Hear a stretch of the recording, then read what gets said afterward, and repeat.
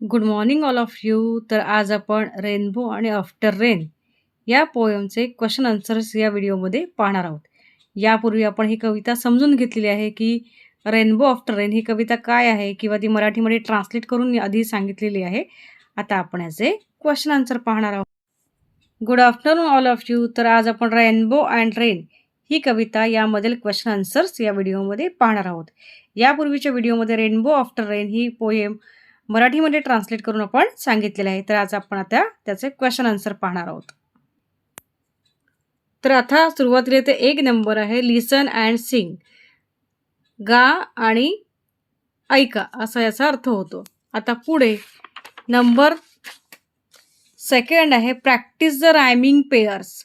Rhyming pairs याचा अर्थ ज्याचे साऊंड सेम असतात त्याचे प्रॅक्टिस करायला इथे काही वर्ड्स दिलेले आहेत. तर बघूया आपण काय वर्ड्स आहेत. Lines, times. लाईन्स आणि टाइम्सचं जे मिनिंग आहे ते सेम नाही आहे, पण त्याचं जे साऊंड आहे ते सेम आहे. New, true. Play, day. Go, grow. Go, glow. Sky, high. Two, true. Two, true. हे अशा पद्धतीने रायमिंग वर्ड्स आहेत. आता पुढचं, तर सुरुवातीचा पहिला प्रश्न आहे, read carefully and answer the following. Write the names of 2 natural things mentioned in the poem. अशा कोणत्या 2 गोष्टी आहेत ज्या पोएममध्ये नॅचरल थिंग्स आहेत, म्हणजे नैसर्गिकरित्या तयार झालेल्या गोष्टींची नावे आपल्याला सांगायची आहेत. तर पोएम आहे त्याच्या, आता नॅचरल थिंग्स म्हणजे काय, तर निसर्गामध्ये ऑलरेडी आहे, जे माणसानं तयार केलेलं नाही आहे, जे निसर्गामध्ये ऑलरेडी गोष्टी आहेत त्याला नॅचरल थिंग्स म्हणतात. तर ज्याच्यामध्ये बऱ्याचशा गोष्टी आलेल्या आहेत, पण आपल्याला 2च नावं सांगायची आहेत. तरी पण बघूया, रेन, त्यानंतर क्लाउड्स, त्यानंतर अजून काय बघूया आपण, लीव्स, आणखीन काय आहे यामध्ये, सन, है ना, रेनबो. ह्या अशा गोष्टी आहेत त्या नॅचरल थिंग्स आहेत. तर आपल्याला फक्त 2च सांगायचे आहेत. तर आपण सन, रेन किंवा क्लाउड्स, लीव्स, सन असं कोणतंही आपण लिहू शकतो. ठीक आहे. आता पुढचा प्रश्न आहे नंबर बीचा, who peeps out after the rain stops. Who peeps out after the rain stops. पाऊस थांबल्यानंतर कोण आलं बाहेर किंवा कोणी डोकावून पावलं, सांगा बघू. तर याचं उत्तर एकदम सोपं आहे, the sun. The sun peeps out after the rain stops. आता पुढचा जो क्वेश्चन आहे, rain falls down in dash dash lines.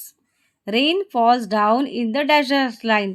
Rains आहेत त्या कोणत्या लाईन्स प्रमाणे डाऊन होत आहेत किंवा पडत आहेत, तर एकदम सोपं उत्तर आहे, सिल्वर लाईन्स. आपण इथे पोएममध्ये पण आन्सर पाहू शकतो, rain falls down in silver lines. त्याचा अर्थ आहे किंवा याचं उत्तर आहे सिल्वर लाईन्स, चंदेरी रंगाच्या लाईन्स प्रमाणे. सिल्वर, SIL, सिल, VR, वीर असं स्पेलिंग लक्षात ठेवायचं आहे. आता पुढचा प्रश्न पाहूया, name the colours that appear in the sky. Name the colours that appear in the sky. जे स्कायमध्ये आहे त्याच्यामध्ये कोणते कलर आहेत किंवा किती कलर आहेत असं क्वेश्चन आहे. तर आता स्कायमध्ये कोण आहे colourful, colours dance across the sky. Rainbow waves a bright high. कोण आहे, रेनबो आहे जो हाय म्हणतो, आणि त्याच्यामध्ये किती कलर्स आहेत ते आपल्याला सांगायचं आहे. तर रेनबोमध्ये किती कलर्स असतात, टोटल 7. तर 7 कलराची नावे आपण इथे सांगायची आहेत. तर ती कोणकोणती आहेत, red, orange, yellow, green, blue, Indigo, violet, अशी ही कलर्स आहेत ते आपल्याला नावे इथे सांगायचे आहेत. Name the colours that appear in the sky. तर सगळे जे 7 कलर्स आहेत रेनबोचे ते आपल्याला इथे सांगायचे आहेत.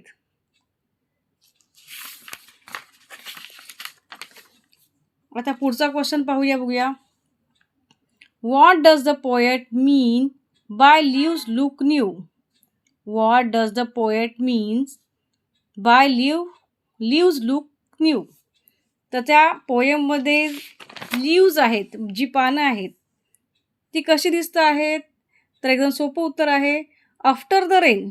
पाऊस पडल्यानंतर the leaves look fresh and look new. Leaves look new. उत्तर एवढंच येणार. लिव्स लुक न्यू आणि ते फ्रेश पण दिसत आहेत आणि क्लीन पण दिसत आहेत. फ्रेश पण दिसत आहेत आणि क्लीन पण दिसत आहेत. आपण फक्त लिव्स लुक्स न्यू इतकं उत्तर लिहिलं तरी चालेल.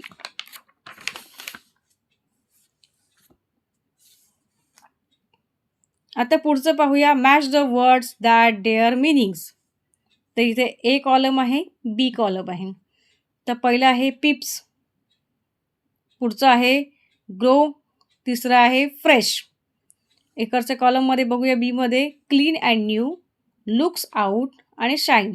तर एकदम सोपं आहे. पिप्स आउट कोण झालं? सन. म्हणजेच काय झालेला तो? Looks out. त्यांनी बाहेर पाहिलं तर ह्याची पेअर येणार looks out. Grow, grow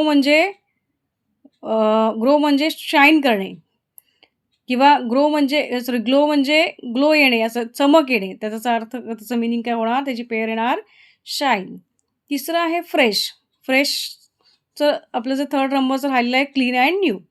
fresh, clean and new अशी याची पेअर येणार. हे अशा पद्धतीने पुन्हा पाहू शकता. पिप्स, looks out, glow, shine, fresh, clean and new. आता तो पुढचा जो क्वेश्चन आहे तर आन्सर द फॉलोइंग. पुढचा 5 नंबरचा क्वेश्चन आहे आन्सर द फॉलोइंग. तर what do you like to do on the rainy day? What do you like to do on the rainy day? जेव्हा पाऊस पडतो तेव्हा किंवा पावसाचे दिवस असतात तर तुम्हाला काय करायला आवडेल असं आपल्याला क्वेश्चन विचारलेलं आहे. तर एकदम सोपं आहे.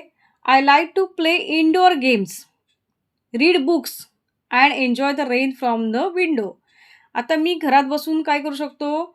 तर मी बुक्स वाचणार किंवा इनडोअर गेम खेळणार किंवा घरामध्ये आणखीन वेगळ्या ॲक्टिव्हिटी करू शकतो आपण, जसं की ड्रॉइंग करणं, है ना, कलरिंग करणं. अशा पद्धतीने आपण उत्तर लिहू शकतो. किंवा enjoy the rain from the window, किंवा मी काय करू शकतो? छान खिडकीच्या जे बाहेर आहे पाऊस पडणारा तो आपण खिडकीतून छान पाहू शकतो आणि एन्जॉय करू शकतो. तर उत्तर कसं लिहायचं? I like to play indoor games, read books and enjoy the rain from the window. आता पुढचा क्वेश्चन आहे. Write down the words from the poem that describe nature. आता पुन्हा इथे आलेलं आहे की write down the words from the poem that describe the nature. नेचरच्या संदर्भात किंवा निसर्गाच्या संदर्भात कोणते शब्द इथे डिस्क्राईब केले आहेत, म्हणजे वर्णन केले आहेत, हे आपल्याला सांगायचं आहे. तर बघूया आता कोणकोणते वर्ड्स आहेत. पोएमकडे जाऊया आपण. तर यामध्ये सुरुवातीलाच आहे रेन, है ना, त्यानंतर रेनबो, त्यानंतर sun, clouds, leaves, birds. Where is it birds word?